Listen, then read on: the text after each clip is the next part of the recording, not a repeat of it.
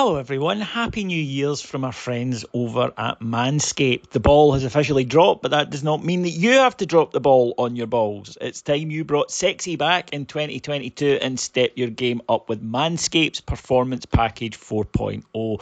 Now, it's been alleged, I think somewhat cruelly in the past, that I maybe lack a bit of enthusiasm when it comes to these adverts, but I quite frankly refute that. As I've said many times, it's not for me to judge. They're your balls. You can do what you like to them. Even if it flies in the faith of the faith in which we all grew up in, it's totally fine with me. It's no skin off my nose if you want to take the fuzz off your peaches. It's entirely down to you.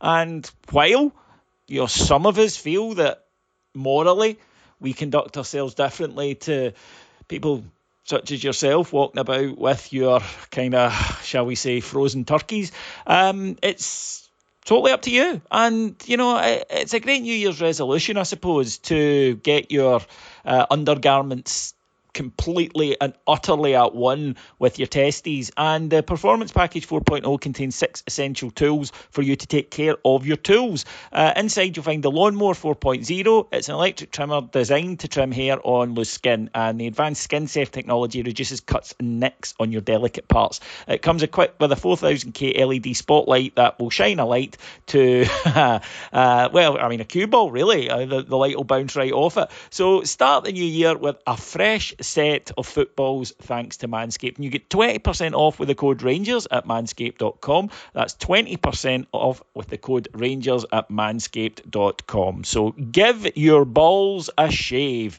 if you're that type of person.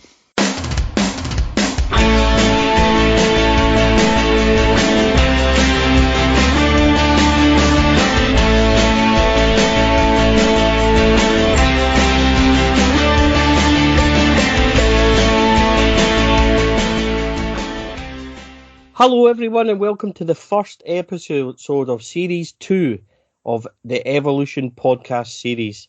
On this series we'll be looking at none other than the fans' favourite, the man himself, Mr. Alfredo Morelos. My name is Stephen Clifford from the Four Lads Had a Dream platform, and I'm delighted to be joined once again by Heart and Hand's finest, Mr. David Edgar. David, how are you?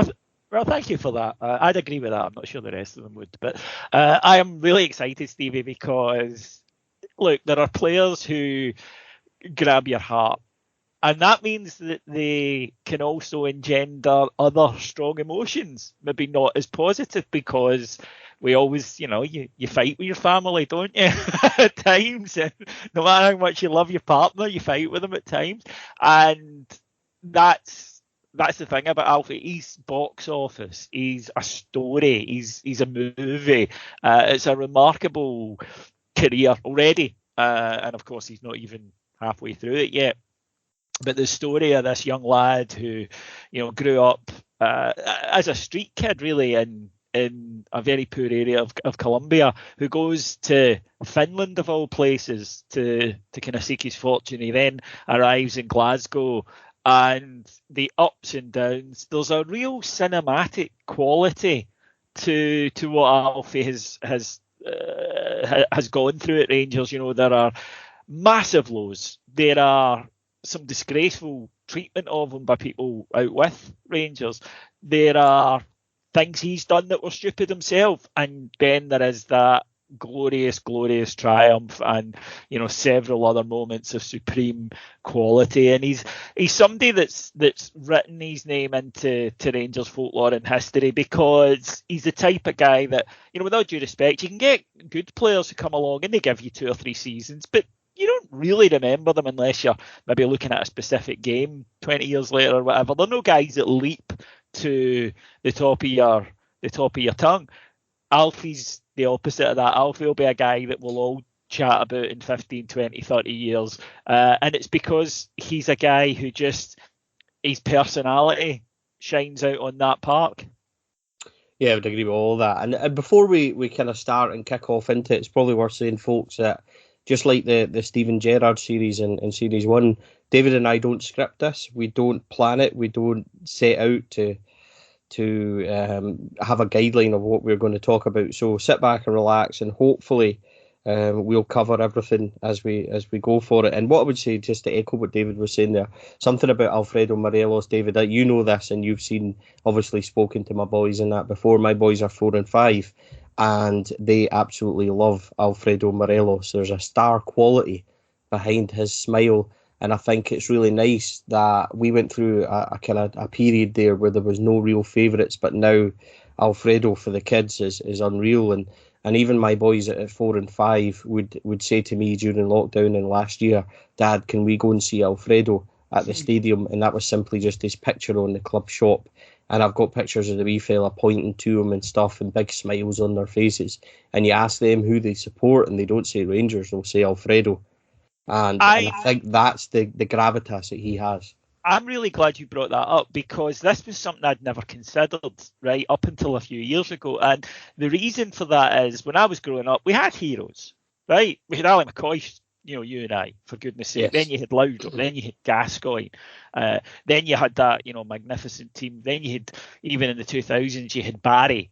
You had a Jelavic. There was always somebody that was your hero that for young people. So I just assumed that, because it had always been there for me, I think I always assumed that it was going to happen. And I remember years ago, our friend Alex Staff saying to me about how, and this is a strange, and I'm not comparing him as a player, I'm just saying that the first year under Warburton, when there was an improvement, okay, it didn't end, the way we wanted it to, but we'd gone from being a complete joke the previous seasons to actually being quite good. And he was saying about his boy was young at the time. He says he loves Nathan Odua because, the rainbow flick, and he takes people on. And he said it's the first one in years that he's actually went, oh, who's that? And I spoke to my nephew, who was very young at the time, and he said he loved him. Couldn't pronounce his name, but he said he loved him. And my nephews are 14 and 9 now, and it's the exact same thing with Alfredo. They love him in that pure way that you and I loved Ali McCoist. You and I still love Ali McCoist, in all honesty, in our 40s and 30s. But he did provide, and through some dark times, a hero that young people need, that adults need, but young people in particular when you're growing up. And again, it was something that I had taken for granted that just happened automatically. But then I looked, through the kind of disaster period, which it was, 2012 to 2017, really, in the main, so a good spell under Warburton apart. Who were they meant to? Who were the kids meant to gravitate to? Who was going to hook them at that age where you're too young to really understand the intricacies of football, and you're too young? God, I'm not sure I'll ever understand all of them, but you're too young really to get. You get it on an emotional level, I suppose, is the word I'm looking for. You get it on a feel level, and you look at somebody and go, him, he's cool. I love him. I love the way he looks. I love the way he plays. I love everything about it. I want my hair cut like him. I want his name on the back of my jersey. That kind of hero worship that you need. That's a big part of growing up and connecting to the club. And we didn't have anybody who did that, and Alfredo did and does. And you're absolutely right, when to us older guys, at times he can drive you up the bloody wall, but for young people, he is that door into both Rangers and football, of just being this cool guy who scores goals, who has the cracking haircut, who does the knee slides, who does the cool gestures. They identify with him so strongly, and he provides, as I say, just a very important door for them to come through as part of their growth, their evolution into being a Rangers supporter. And I don't think that's something players in general get credit for. As I say, it was something I'd never even thought about till a few years ago, and it was only really the lack of someone who was there that made it clear to me, and even then I needed it pointed out to me. So it's not something anyone sets out to do. Alfie, I'm sure, didn't arrive and say that's what I'm going to do, but it is important. On the Rangers then, and the Rangers Now show, David, where we have the Patreons come on and they talk about their favourites, I think all bar two of the probably nearly 20 episodes, everybody has said that Alfredo Morelos is their favourite player in the squad.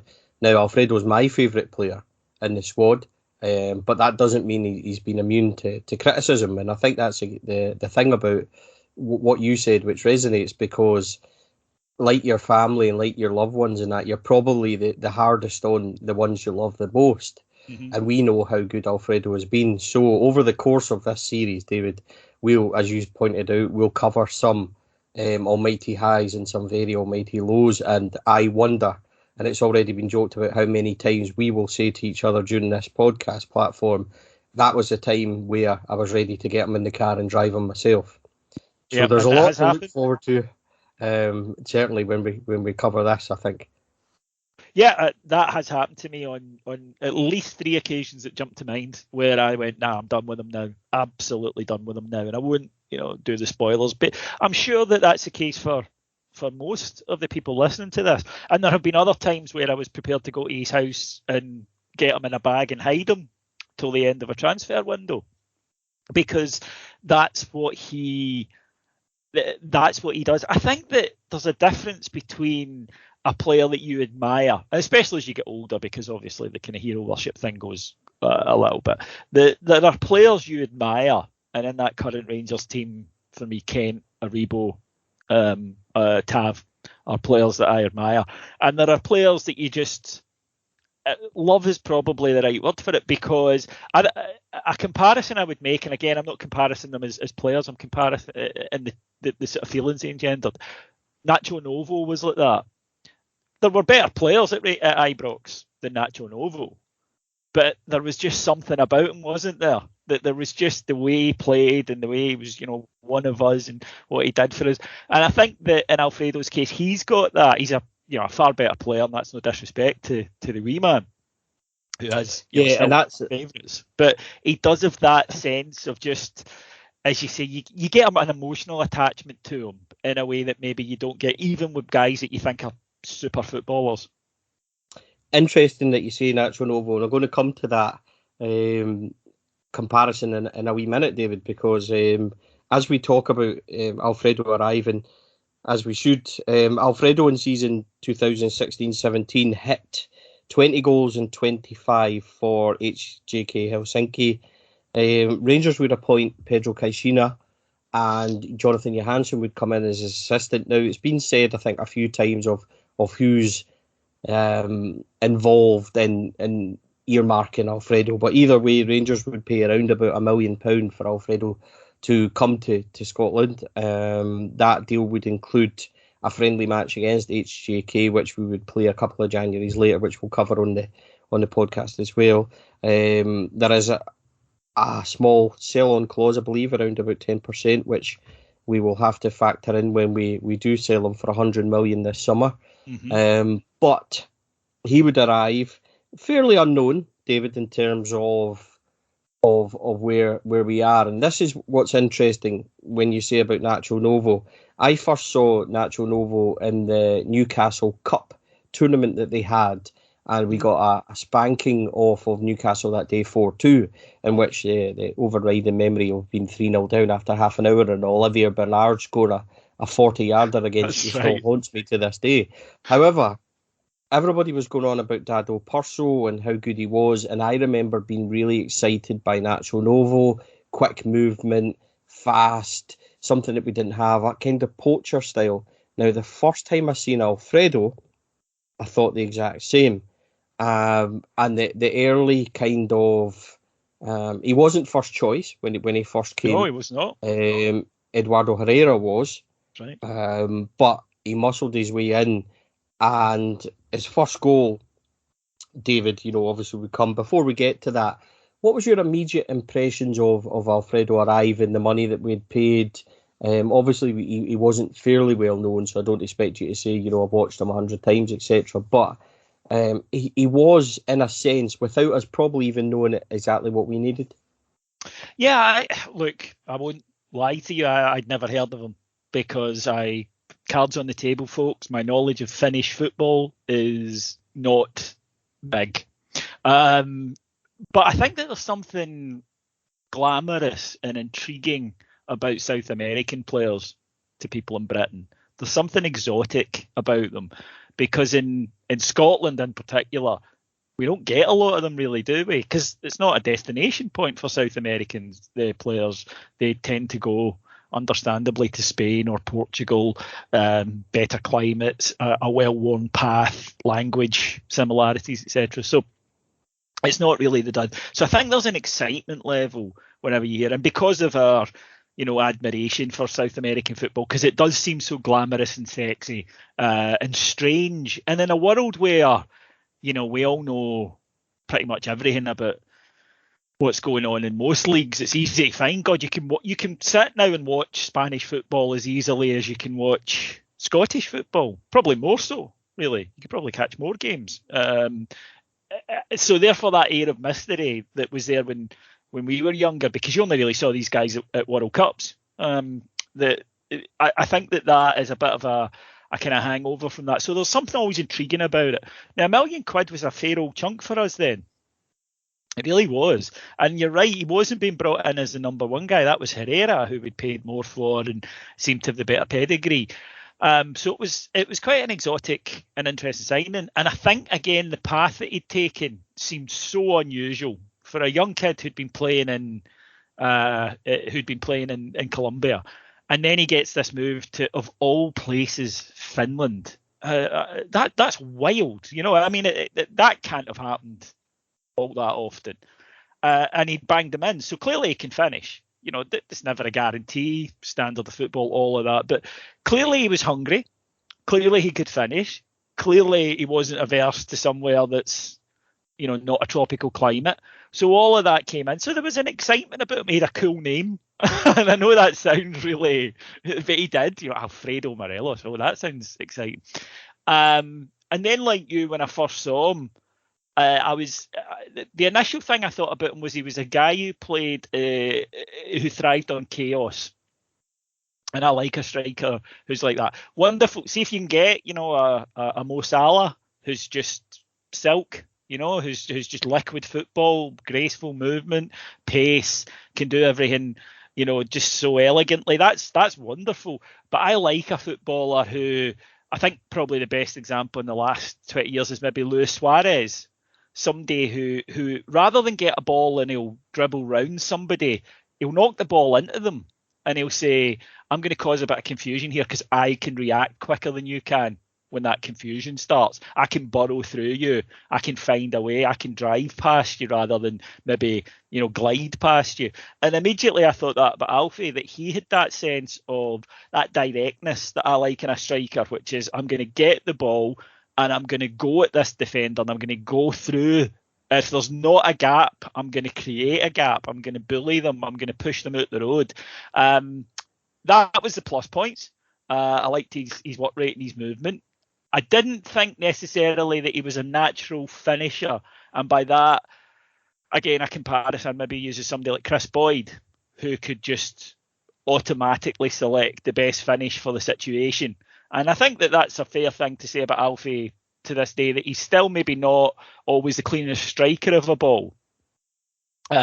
But he's obviously, as he's got older, his shot selection has improved. And of course, we were, maybe the reason for that is we were told that he was a midfielder when he first kind of came through and got moved up front. So, he'd maybe not grown up as an actual finisher.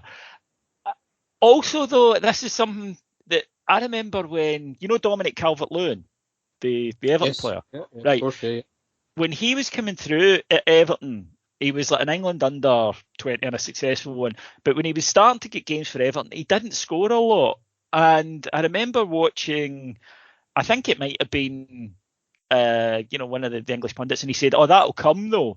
Now that to me seems a bit counterintuitive because I'm sort of like, well, hang on, he's a striker. What do you mean the finishing will come? And what he meant by that is being in that, you can't replicate being in the situation of being in the first team, knowing where to go, you learn it. You learn. There are some guys who are born with it, McCoy, Boyd, but as a normal striker just learns the ideal position. And then through experience, he learns what the right finish is. And it becomes second nature to him. And that, I think, is something that has happened with Alfredo throughout the time. Also, confidence. I think Alfie's a confidence player. When he's confident, he picks the right shots. When he's not, he can sometimes I think he can sometimes still, select the wrong club for the bag, but that's the case for most strikers, I think.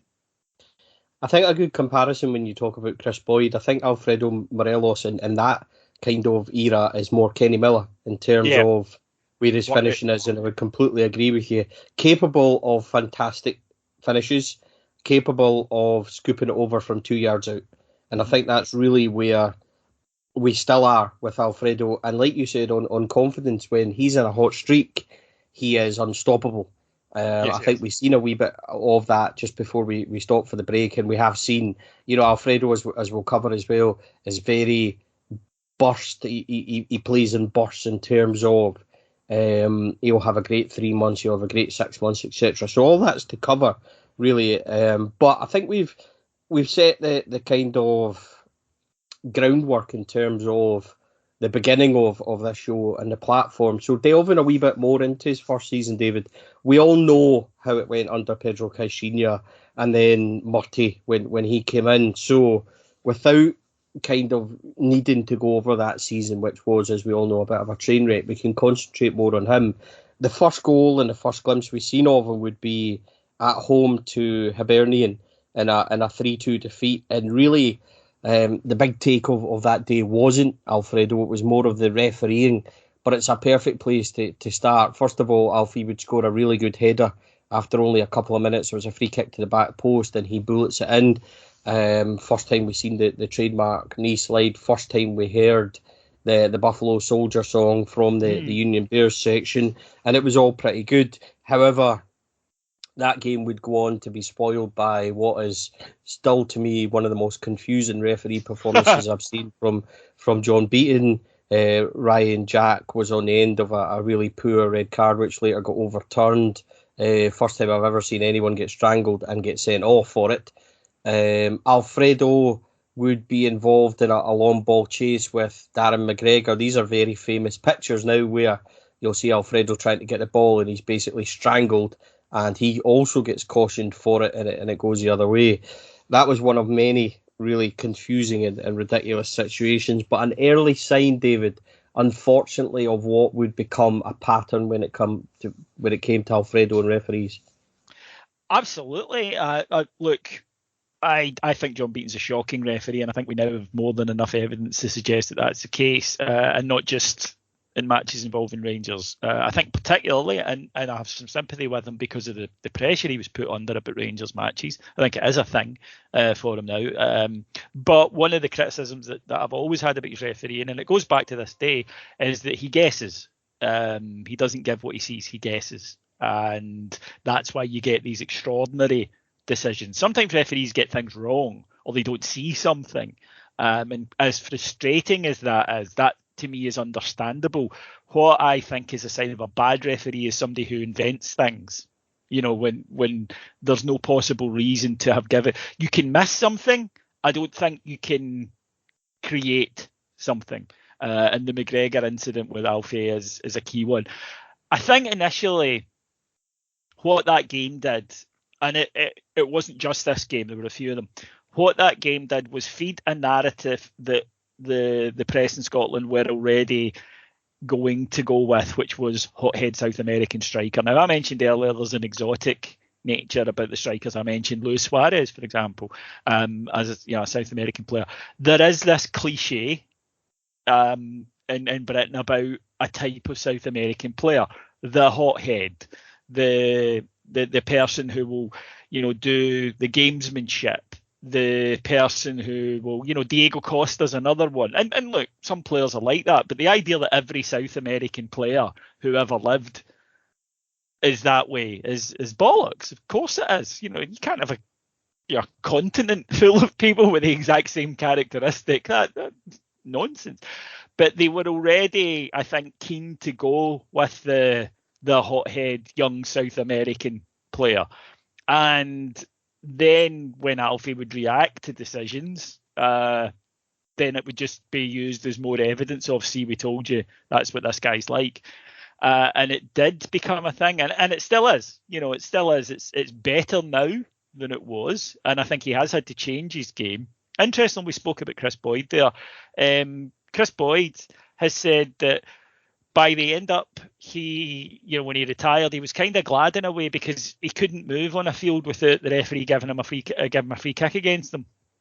That he said that football has moved so much now that if a striker and a defender go in for an aerial challenge and they both go down, the ref will just give it to the defender all the time. That's just now, something that seems to happen. And he found that very frustrating. And I think Alfie is sometimes, caught in that trap. That's not to defend when he's done something really stupid. Okay. And there will be times as we go through this show where we'll go, he did this and it was really stupid. We'll be honest about it. Does Alfie have a temper? Yeah, at times he has, and he's had to learn to curb it. But I think that there was already a preset. Now, I don't think he had to display it the way that a Scottish player would have had to display it for it to become noticed and become a talking point. I think that in Alfie's case, people had decided he was that and then looked for evidence and worked backwards from it. And then, of course, there are times where he does silly things. But, a good example I'll give you. Do you remember when him and McKenna get sent off at Aberdeen in the 4-2 game? Yes, I was at that one. That was a good trip to Four. Yeah. Defoe in the last minute. Yeah, that's right. That's right. Alfie's the hothead who can't behave himself. McKenna, he just got caught up in the moment. That's the difference. It's the Scottish guy thinks differently to the South American guy. Whereas, no, they both lost their tempers in a game that was quite frayed and they both got a red card, and that's kind of the end of it. It was just that preset idea that he's going to be like Costa, he's going to be like Suarez, he's going to be one of these guys that will do these things. And in their defence, they'll argue and say, well, he does do that. And, that's fair. But I think he's got far less leeway to do it than other players have. Yeah, and we'll cover in this show what is a quite horrible newspaper article regarding him, which was full of innuendo regarding his Colombian background. And we'll get to that. That's something that's really, I don't know if it's prevalent would be the word, but it's certainly concrete, I think. I don't even know if I'm expressing myself here properly, but it definitely it confirms what you're saying to be true. And that would come later on in the season and what was a really unprovoked attack. But we'll get to that. That, as I said, was Alfredo's first league goal for the club. First time we'd kind of seen. By that, he had already scored a couple, a double against Dunfermline in a 6-0 cup game, which I remember Bruno Alves scoring a real cracker of a free kick in as well.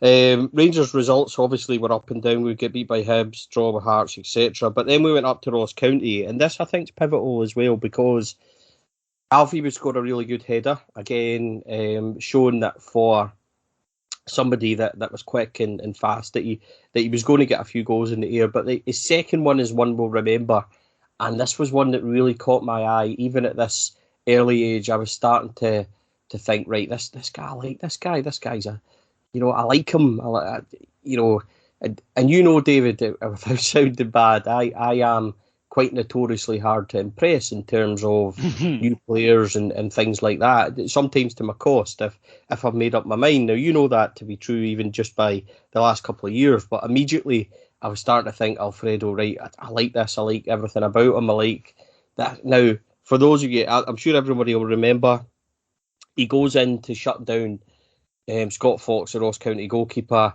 He kind of dummies him and plays it away. Alfredo slides away past. He then waits. Scott Fox then kicks it in front of him. He nips back in and rolls it into an empty net.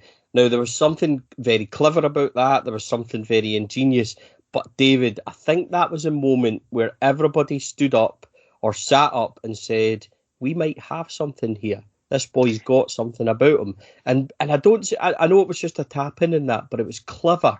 And I think that was the first real insight into a guy that had massive potential, and we had maybe got a gem.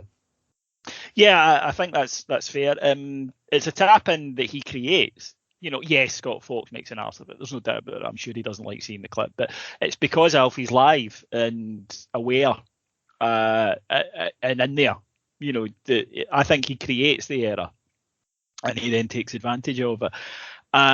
I think by this stage people were starting to go, he's actually decent, this boy. He's young and he's raw, but there's definitely a player there. And I think that people were beginning to think that that we had some. He scored a lot of goals with his head. Equally, that he's had some headers where it seems to have come off a right angle. That's the thing about him. There's been growth, there's been development in him as a forward, and he just seemed to have a bit about him in a lot of areas, didn't he? His work rate was good, his movement was excellent. He was capable as well, and not all strikers are capable of this, of grabbing the ball 30 yards from goal and burrowing in and making something happen. And that's a real difficult skill, of somebody getting the ball out wide and looking up, not having many options around him, and just going, well, I'll go myself. And Alfie can do that. There's a lot of goals in the back catalogue of that, of Alfie just driving in from the wing and smashing a shot through a goalkeeper. So he seemed to have an awful lot of these qualities. And I think, again, we have to remember this was a Rangers team that was struggling. It was badly struggling. The manager wouldn't see November that year, and he was one of the few bright spots. Herrera was the other big signing, and he wasn't impressing at all. And again, it's that thing as a fan that you look for something in a player. You understand that players can be off form, but you look for. I remember when Givars arrived, Stephen, that he looked hopeless. The first time I saw him in the flesh. I know he got the 2 goals on debut at St Johnstone. I think I could have scored that night. I think we won 7-1. But even so, when he clearly had a World Cup winners medal, for Christ's sake. But then when you saw him, his touch isn't great. He doesn't seem to move around a lot. He's not particularly good in the air. He's not quick. I'm no, I don't know. I can't see anything to get my teeth into. And Herrera was a bit like that, where I think if a player shows you what he can be, and shows you those glimpses even of potential, it just gives you something to hang your hat on. And Alfie was doing that. You were thinking, well, he's good at that. He could be better in a lot of areas. You were aware of that, but that's fine. What young player can't be? What young player will come through that doesn't have that growth room? And I think Alfie was demonstrating to us all at this point that he had, in a lot of key areas for a forward, he had a lot of good stuff going on. And this, as I say, is a Rangers team that's playing a really basic 4-4-2. It's not cohesive. We were losing midfield battles a lot back then because we were getting outnumbered 3-2 in the middle a lot. And he was one of the bright sparks that you thought, okay, there's definitely something. But put it this way, right from the start, I've never heard anybody say Alfredo Morelos was a waste of £1 million, ever. Because right from the start, he never looked like that. No, that's really fair. The one on Eduardo Herrera is the comparison with Givars. I remember seeing Stefan Givars and thinking, I've never seen a player that wants less to be at Rangers than this guy. To me, he just looked, even from word go, he just looked horrendously disinterested. I'm not saying that was the case with Herrera, but with Herrera, I thought, and again, it goes back to my early judgment of players and being quite harsh. I thought, Christ, we've spent money on a guy that's like an updated, slightly younger version of Igor Ostenstad or James Beattie. At that time, I remember Walter signed him and going for the 3rd title, and he was clearly not suited to our game and things like that. Eduardo Herrera wasn't suited to our game. Alfredo, on the other hand, as you said, there was something there to pin the hat on. That early kind of goal against Hibs, a double against Dunfermline. After he scored the 2 up at Ross County, he would score 2 against Dundee, then a solid single strike and a 2-2 draw at Partick. This is the way our season was going. 1 game good, then a draw, then a defeat, couple of wins, draw, etc. That would take us up to Kilmarnock on the 25th of October. Caixinha would go the next day. Graham Murray would come in. And during this period, Alfredo had a spell of 8 games where he didn't score. That would come to an end just at the start of December. He was scoring a 2-1 home victory to Ross County. Then we went to Easter Road. Now, the reason I bring this one up, David, is this goes back to something you said earlier. And it was another case of, just to kind of refresh our memory, the results weren't good. We were going, as I said, 1 or 2 games winning, 1 or 2 games getting beat. Murty had slightly lifted it all, but there was an air of inevitability about the season in terms of where we were. We were we were stuttering along. I think that's fair. This game at Easter Road, Rangers we win 2-1, and it gave us another glimpse into Alfredo. People will remember his celebration where he was at the corner and he'd done the very famous kind of tongue celebration at Easter Road at the Hibs fan. The reason I bring this in is because something you said earlier, which is correct. Alfredo gets the ball at the right-hand side of the box as we're looking at it camera. There's not much going. He twists one way, twists back on himself, twists again, and it's that burst of speed. He fires it in from an angle. Now we see him do this, and he'll do it a couple of times over his career. Very similar goal he scored at Paisley against St Mirren as well. He likes that tight angle. He would score a similar goal, I think, against Ayr in the Cup as well. But this was the next glimpse, I think, David, of seeing something that would become a regular pattern, which is Alfredo, when he's on form, he's on confidence, and he scored a goal in the previous match, etc. That when he's got that, he backs himself in these situations on one-on-ones. Again, something we saw before the break, in that when at home to St Mirren, when they cleared the corner, he backed himself in that one-on-one with his pace and stuff. And we know that he's got that in his locker, and he's hopefully getting back to this. But this was the first real sign, David, of a guy that could occupy a defence and score in situations where he created them himself. Different to Ross County in terms of that kind of cheeky, ingenious kind of way that he done it. But this was one where there was nothing happening. He created it all himself. He skins the defender through sheer power and pace, and then bullets in a really good finish.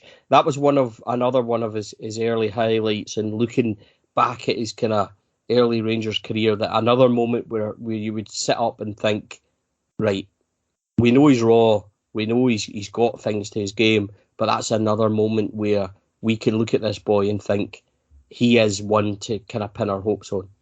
Yeah, absolutely. He was a boy that could do that for you. You know, could create a moment out of nothing and be relied upon to go himself.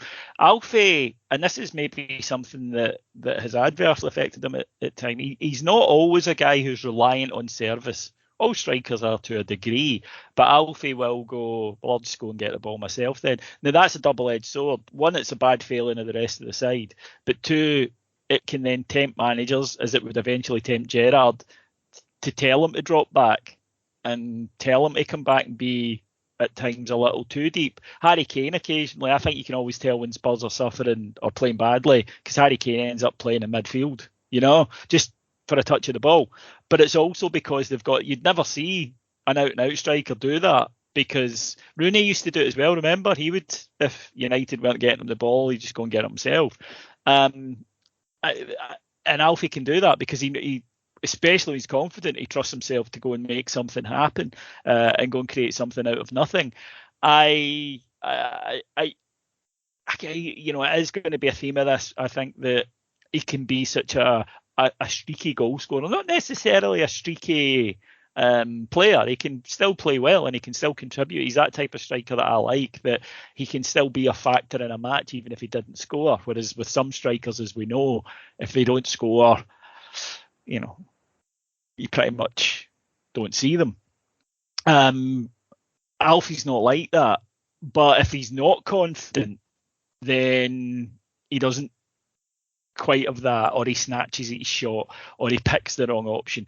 This is not unique to Alfredo Morelos, incidentally. This is all footballers and anybody in their place of work. If you're not confident in what you're doing, then you'll overthink it and you'll make errors, and you'll be worried about it.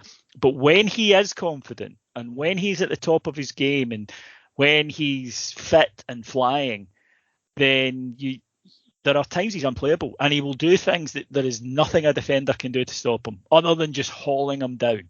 There is nothing that a defender can do to stop him, because he will completely run away from them with the ball, and then have the confidence and the assurance to to put the ball away. And that goal was a really good example of it. It was a very fine finish. That was a bit of a fortunate victory that night against Hibs. But it was made possible by the fact that when an opportunity, and it wasn't, I'm not a big XG guy, but I'm sure it wasn't registered as a sitter, but he did it, he created, and he pounced, and he gave us the platform to enable us to take the points. Yeah, and I think the thing that really impressed me with that is that he created it himself. I think that was a big thing. It was an early indication of this guy could dominate and this guy could really occupy defences if he was given the opportunity. And I think that it's almost like a natural growth. So we had seen a small indication of his finishing prowess in the air with a couple of goals. Then we saw his goal at Ross County. This was a different kind of goal in terms of one that we would become more accustomed to seeing, more familiar with, because he can do that. We know he's capable. He went through, as we'll come to, his really rich vein of form. Every time the ball went to Alfredo, which was kind of where we were getting back to before we stopped, was that any time he gets the ball, you sit up because things can happen. So at this point, as you know, and without kind of reliving, Rangers were still in a bit of a mess. We would then get beat 3-1 at home to St Johnstone, where Alfredo scored the first, and then for some unknown reason we would collapse and shit 3 goals. Then we went to Kilmarnock, a game we've talked about recently. Actually, it was on the day that Graham Murty was appointed as permanent caretaker. We would get beat 2-1 again. He then would score against Motherwell at home in a 2-0 victory just after Christmas. Then we played Celtic away 0-0. Fairly uneventful game. Good for us from the point of view that under Murty we kind of avoided a tanking, which we took as some sort of, at that point, David, without sounding really awful, it was more or less a moral victory for us in terms of, well, we didn't get thrashed.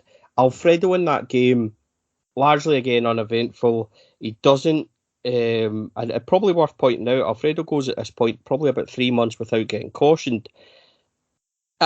In this game, small signs that he could lead the line and occupy. Nothing spectacular about the performance. It was really dogged, 0-0. We come away with it feeling, just before the winter break, feeling that it was an okay point, because at that point we had showed absolutely nothing against them. And form had been really kind of sporadic under Murty. I think that's fair to say. Then there's a winter break. We come back. It's already clear we're in a battle for second place with Aberdeen, as grim as that is saying it. He would score again in a 2-0 victory, which I think James Tavernier would get the second from penalty spot, if I remember correctly.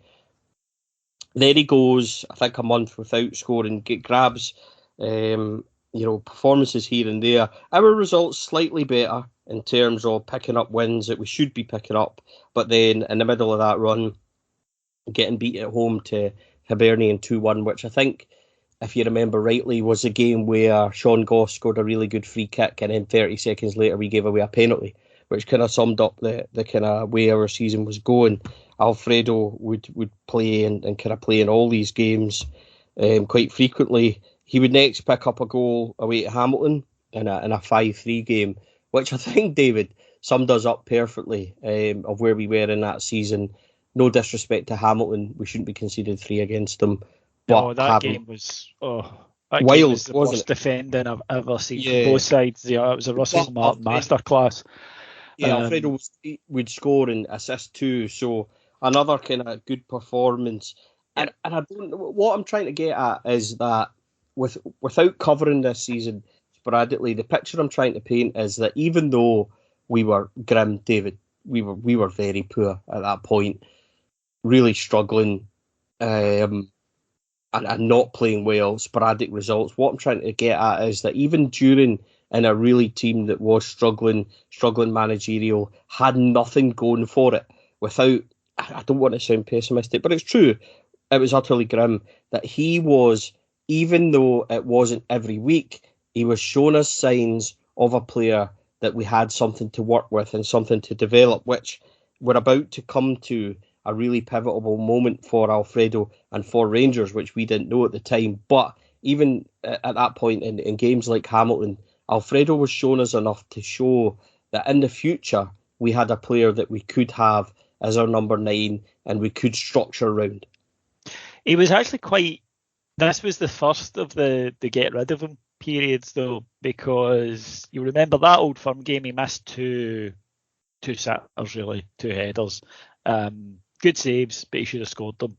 And Bill Leckie, with the first of his strange fixation he has with Alfredo, got torn into the Rangers support for liking him, basically.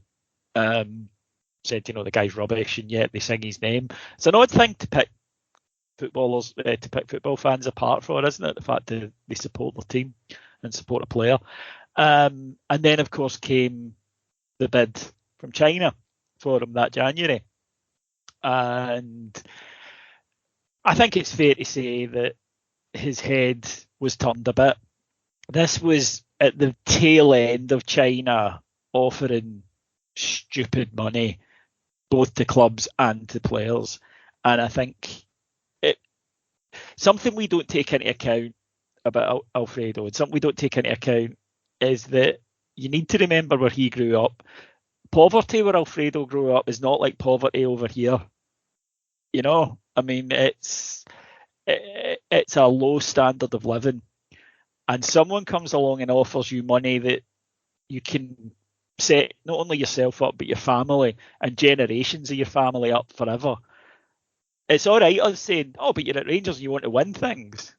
Unless you've walked in his shoes, I don't think you can really criticise for that. And he did go off the boil a bit. There were sporadic moments. You'll remember as well, Stephen, we signed Jason Cummings that window. Yep. And I like Jason Cummings. I thought he was going to do his turn. I still think Jason Cummings is a talent. I like Jason Cummings as a bloke, but I think that he's quite clearly going into that Scottish trap we've seen so many times of a boy who is going to waste his talent. And I hope I'm wrong there, but certainly currently as we're recording. And there were people that were wanting Alfie left out the team.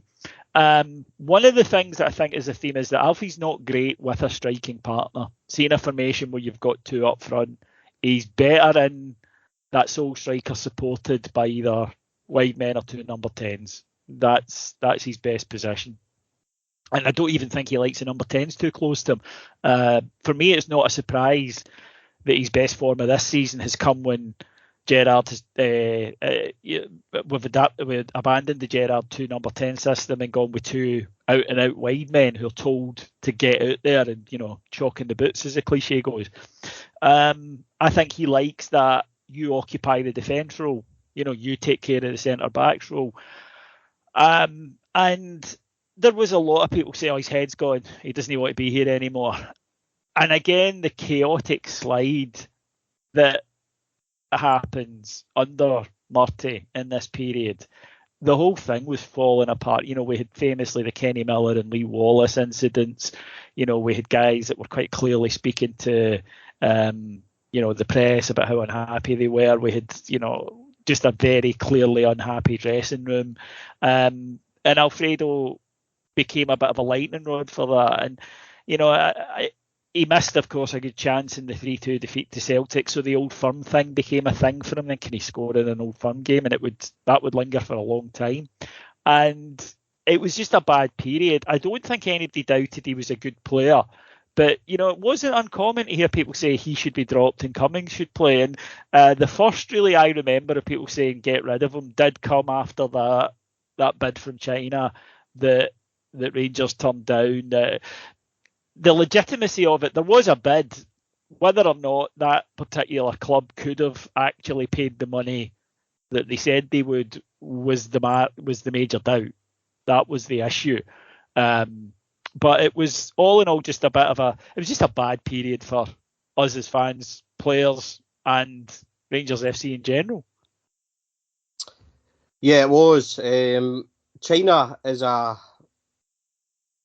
really big thing that you were right to bring up and cover. It's weird to say that Alfredo seemed to get more traction and more criticism or become a focal point in the newspapers for articles and criticism because of that bid when he had done absolutely nothing. It came right out of the blue. There was much derision over Rangers' decision to turn it down, etc., etc. There was how would we word this? There was dubiety over, like you said, whether or not it really existed. But you're right in saying that, and this is something we'll learn, more about Alfredo as he would go along, in terms of he would promptly, I think, not long after that, sign a new improved contract, which was really important to him. He does a lot of things for home. He does a lot of charity work. He does a lot for not only his kind of area, but his wider kind of region as well. We've seen it, David. We've seen the pictures and all that. So the chance to go to China and make that silly money was there, and it's no wonder that he was a bit moved from it. But this will go on to something that we'll discuss, and something that has been huge during his time here is his mental strength and his ability to get over setbacks and his ability to kick on again and things. And he's proved that time and time again. But the pivotal moment, and you've touched on it slightly, is that in that 3-2 game, Alfredo does miss. Rangers are 3-2 down at the time. We know the story behind it. Celtic are down to 10 men. Alfredo Morelos misses a really gilt-edged chance. It's a tap in. He hits inside the post. It runs along. I think the goalie then grabs it. In that game, little did we know that the whole era of Rangers and the whole kind of future was about to change, because in the director's box that day was none other than Steven Gerrard. Now, we both know now at the time, and Steven's kind of spoke to the press and everything, saying that he had earmarked only a couple of players. If I'm right, David, at the time it was James Tavernier, Greg Docherty, and Alfredo Morelos. And Alfredo Morelos. That was the four, and Windass. And Windass, sorry. And it's Josh crazy because we all know what happened with Windass and Docherty, that you think, really? But yep, folks, honest to God, Gerrard said this himself. That underlines that was the four. The position we were in as well, I think. Yep, they were the four that he said, I don't want them sold, anybody else can go. Obviously, he knew Jordan Rossiter, and he, if fit, he was, but then when he got there and he saw that the injuries kind of robbed him of a lot of the potential he'd shown when he was younger. But yeah, and it's so, I've told people this and they went, you must be at it because Docherty and, never get a look in, and Windass was sold immediately. And I was like, well, he said this. It was, and when he arrived, obviously things changed quite quickly. But you're absolutely right. He identified Alfredo Morelos as a key player. Michael Beale speaks Spanish. Daniel Candeias obviously was, and then began this very close relationship that we'll cover in the next show. This almost fatherly relationship between Gerrard and him that had its moments, like a son and a dad. I'm sure the phrase "I'm not angry, I'm just disappointed" was used a few times, and I'm sure the phrase "I am angry" was used a few times as well. But no, you're right. At that point, and then after the horrible defeat, 2 defeats against Celtic afterwards, because the team fell apart after that loss that day completely. Remember, we got beat by Kilmarnock in the next game at Ibrox, and got worse and worse and worse as the season went on. And there was, some talk, well, Morelos will be sold, but Gerrard had said to Rangers, no, he's somebody that I feel I can work with and I feel I can develop. And I don't think there's any doubt that he did develop him. Yeah, undoubtedly. As we kind of wrap up this, it's worth pointing out where exactly Alfredo was. A couple of things, David, that we have to bring up and go over. Obviously, the whole China bid, and it kind of rocked him slightly. He would then sign an improved contract. He was earmarked by Gerrard. So that's where he was. We had seen sporadic amount of goals. He actually managed 18 goals in that season. He got 14 league goals, 2 in the League Cup, 2 in the Scottish Cup. I think that's remarkable considering how bad we were. And I'm trying not to swear, but we were really bad. Really, really bad. I think a swear would be appropriate there, mate. That last... Well, I mean, for me, the nadir of the whole... There are different nadirs, which probably says a lot about 2012 to 2018. And for me, there's obviously the Ramsden's Cup final under Ali, there's losing to Annan, there's the 3-2 at Alloa, there's the defeat at Hampden under Warburton, there's the Tonkings at Tynecastle under Warburton, there's some really crazy displays under Pedro. But for me, the genuinely, is this it? Is this what it's going to be from now on? Because remember, Gerrard hadn't been announced yet, was the 2 defeats against Celtic. The fact that the one at Parkhead, where it could have been as many as they wanted, and it could have, and they were running about, no, that's unfair, they were jogging about the Celtic players, high-fiving each other and laughing, because it was so easy. I mean, it was so easy. Our players were shit scared of them. They were terrified of that Celtic team. They didn't want to be there. Murty didn't want to be there. He famously said, it's a lonely place out there. There's not much you can do once you cross the white line. I hate that attitude from any manager. Why are you there then? If there's nothing you can do, why are you there then? That to me is bullshit. But his confidence had completely gone. The players' confidence had completely gone. It was just horrible. And that was is this who we are now? Is this what Rangers are? Rather than us dreaming of winning a league title, should we be, accepting that we're scrapping with Aberdeen and Kelly for European slots? Because that's sort of what the evidence suggests we are. And that's why, the way Gerrard went is obviously, was quite a shock and a bit disappointing and hurtful to us. But in time, I'll always be grateful to him, because immediately we weren't a joke. Straight away when he came in, he stopped us being a joke. Now there are sore ones under him, and we'll cover them. But at least you thought, we are on a road that could lead to success, as opposed to we are on the road to nowhere and we're not even travelling. And I think that at that point, you would have sold all of them, really. You would have gladly seen that squad decimated. When cooler heads prevailed, I wouldn't have disagreed with Gerrard on the 4 guys he'd picked out, incidentally. And I still say that Josh Windass, if you could have done a personality transplant on Josh Windass, he'd be playing at a far higher level, because I think he's got ability. I don't think he'll ever hit, well, his career so far seems to suggest that, doesn't it? That he's not going to hit the heights that he's spoken that he thinks he should be at. People talk about, Jordan Jones blowing it under Gerrard and getting sent off and things. The first person that springs to mind always in the terms of blowing it under Gerrard, who had the platform. And you look at how well players have improved under Gerrard, and they have, and although we don't want to go into a tangent and talk about Steven Gerrard, he improved quite a lot, Glenn Kamara, etc., etc. Yeah. Now, Josh Windass blew it. I've got no doubt that we could have really taken him on. And like you said, we'd seen sporadic moments. A couple of great finishes. Left foot finish at Easter Road springs to mind immediately, where he drilled it in really well. The boy had talent, and he's never ever matured or developed the way he should, and developed, David, the way I think we could. We could have turned Josh Windass into a £5-6 million player. I've got no doubts about that.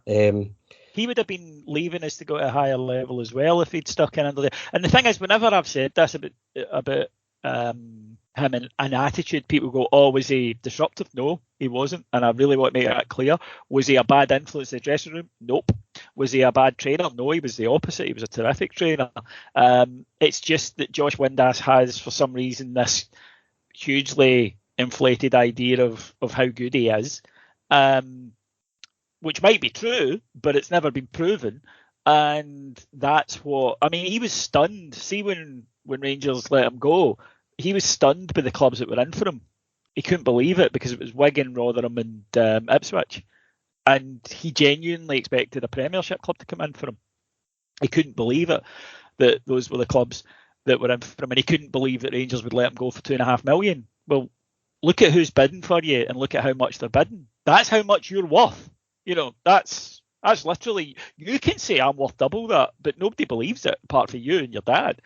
And I think that I do want to make clear, because I don't want people going, or David said that there was an attitude. It's in him. It's not Josh Windass, a professional. He's a good pro. He never misses training.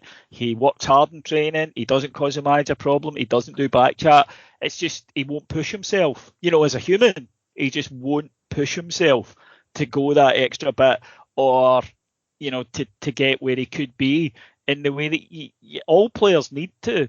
And I think Alfredo's a good case in point of that, because Alfredo, and you mentioned this earlier actually, and I'm glad you did. I took a note, and I want to mention this here.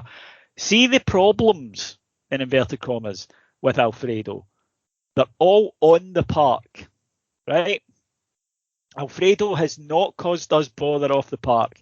We mentioned Jason Cummins earlier, who's currently suspended by Dundee for an incident. Alfredo's only had the one, which was the returning from Colombia for the Hearts game that we'll cover in a few episodes' time. Apart from that, most of the stuff he's done has been on the park.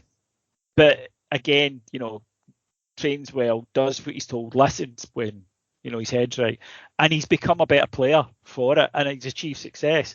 And I'm always sad when players limit themselves, because there are guys that that will do everything a coach tells them and push themselves and they just don't have the ability, and it's cruel in a way, because they've got fabulous attitudes, but they just don't. Or you've got guys like Jordan Rossiter, whose body lets them down, and I feel it's such a waste when a guy doesn't fulfill his potential. And Alfie could have gone that way. The Gerrard appointment was huge for Rangers FC. It was huge for Alfredo Morelos, because he could easily have went in and said, I want to move as well. I'll go and play for, no offence, Wigan fans, I'll go and play for some team that's going to be at the bottom of the Championship. And, I'll double my wage here. But really? And I'll go and get lost and become a guy who plays lower level English football for years. And there's nothing wrong with that. It's a good career. But you're capable of more. Yeah, I think that's a perfect way to come to an end, David. Not quite at the end yet. There's something really important that we have to cover, because it sets the landscape, and you've slightly touched on it. It's not something that we need to give a lot of attention to, but it's really important to how Alfredo's time in Scotland will develop. During that season, David, there was a particularly disgusting article on Alfredo Morelos that appeared in the Red Tops. We'll not mention who. They're not our friends. We can say it was a sodding record. Keith Jackson, and the whole piece is littered with references to drugs, Pablo Escobar, trafficking. It was disgusting. I remember Gene Johansson at the time being really outraged by it and really kind of fighting Alfredo's position online, which I'll show you, because Jean's a very well-mannered, she doesn't sought after controversy is what I'm trying to get at, but she was as outraged as we all were. This would begin the narrative, which you then correctly said that Bill Leckie would follow up on, etc. And it's a narrative that has, he's been called clown, he's been called buffalo brains, and these are by people. Face. Remember that? Yep. And these are by people that we don't need to listen to, but it's very important in the context of this show and Alfredo's journey that we tell exactly where it was for Alfredo in the press, because this is it, David. This is where he was. He was not perhaps a joke figure, but there was inadvertent racism towards him. There was, and I know people might say no, but go back and read that article with Escobar, and it's atrocious. And that made it to one of our so-called most popular papers in Scotland. And this was what he faced, not only on the pitch, it then transcended into following him about, and something that meant that Alfredo would be prejudged whenever he was on the pitch. And this situation, David, would only get worse, as we'll cover. Yeah, and look, there's a bigger debate as to what it constitutes, right? And that's something that there's a culture war going on at the moment, and I don't want to get into it. What I will say is that it's at best xenophobic. Okay, you can't deny that. That was the word I was looking for. Well, that's what I think you would say, because it's taking all these assumptions about a country and putting them in, and it's also so unimaginative. You know, I mean, that to me is a crime in its own. It's just so lazy, but what we come to expect. I've always found, as bad as that article was, and it was so offensive, incidentally, show racism, the red card made a statement on it, and the Record were forced to apologise for it. Moral Guardians, Daily Records, remember, folks. That I've always found the Lecky stuff worse because it's insulting someone for no reason. You mentioned earlier things like his charity work, things like the things he does off the park. Alfredo Morelos is a good human being, right? He is. Okay, he's father of a young family. His wife's very happy. You know, he's bought a home in Glasgow. He's a good lad. People at the club, you'll know this, Stevie. People who know him like him. They say he's nuts, but they like him. I have, sorry, just to slightly interject, I met him and he's one of the nicest, politest people.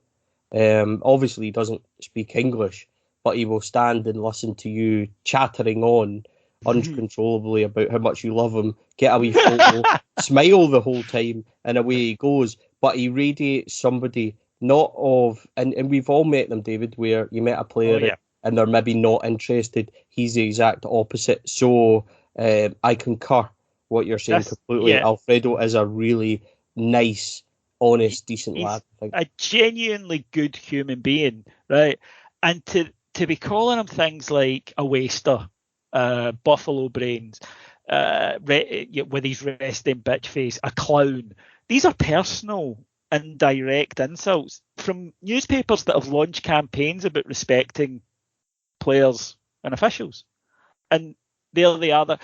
How is this acceptable? You know, you can say he does silly things on the park and get sent off. That's legit. That is legit, right? You can say, I think he's too aggressive on the pitch. You can even say, you know, there's the guy at Hibs. I think he goes out to hurt people. These are all legit.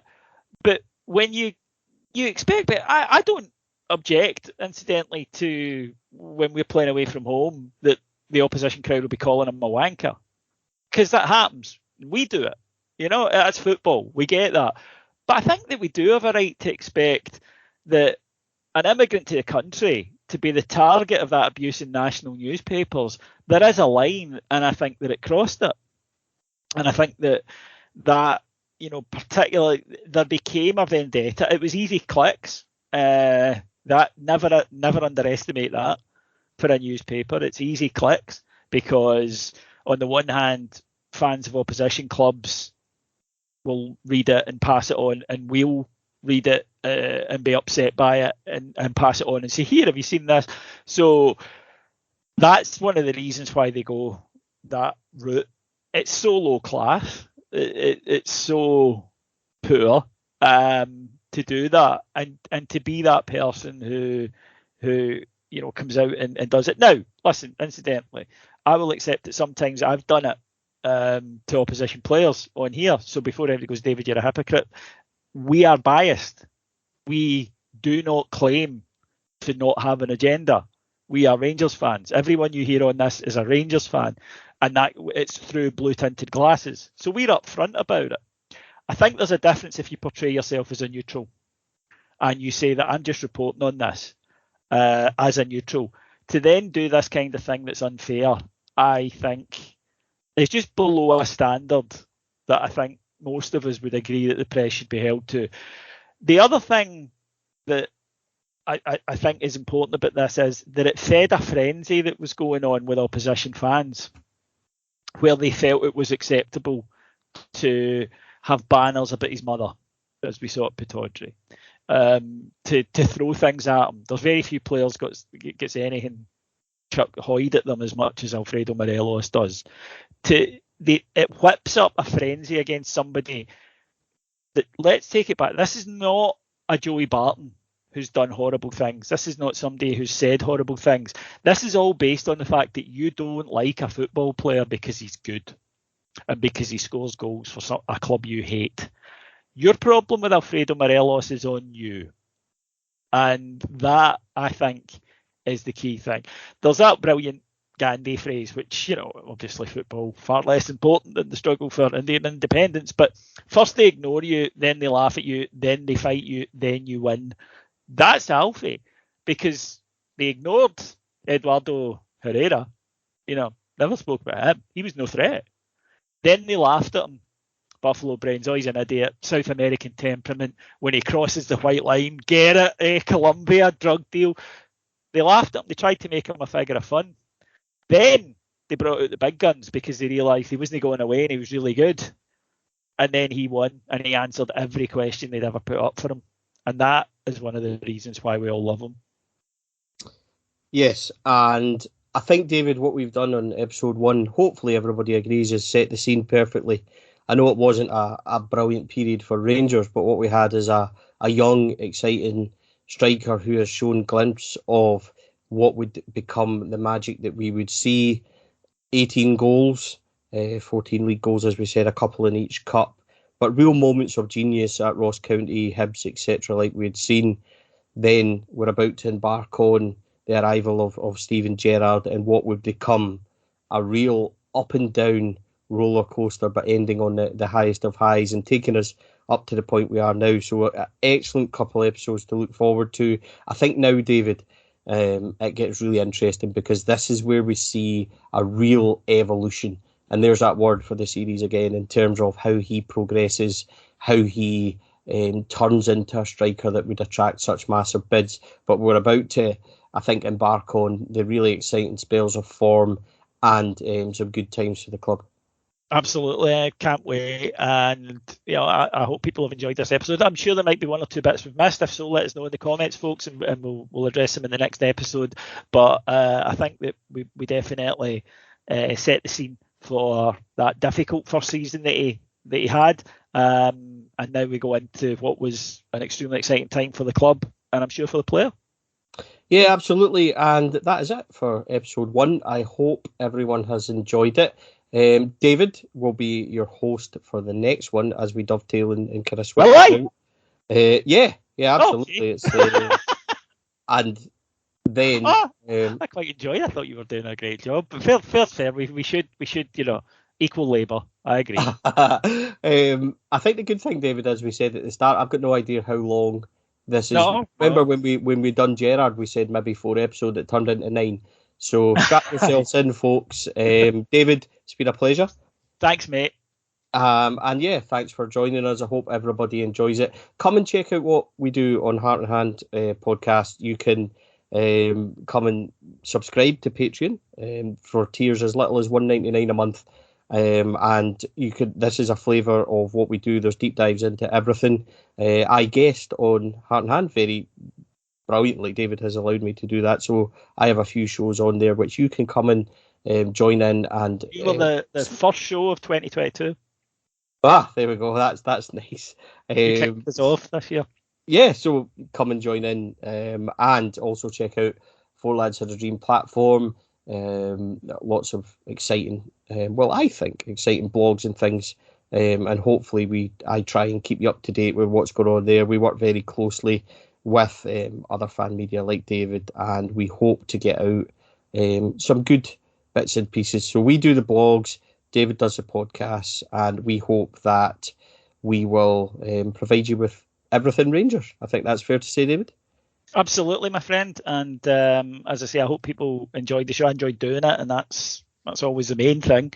I think that it's great to have the opportunity to be able to just go back and look at in detail, and to remind yourself, with some of those goals brought a smile to my face, and also to put things into their proper context, perhaps, and maybe slay the dragon a little bit on some of them, the China story or whatever. And I think that it is a positive as a support, and hopefully we engender some conversation among the supporters. And at times, you said earlier, Scottish football has a tendency to focus on the negative. I think sometimes it can be a lot of fun to sit back and go, aye, this is why we love this game.